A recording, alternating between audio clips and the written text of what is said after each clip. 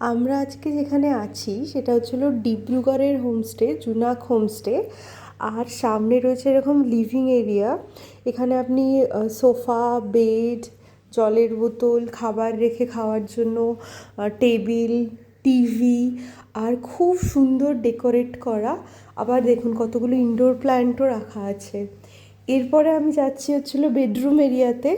এখানে এটা হলো আমরা যে হোমস্টেটাতে রয়েছি তার বেডরুম এরিয়া। বেডরুম এরিয়াটাও খুব সুন্দর আর কি, আর এত ক্লিন না কি বলবো।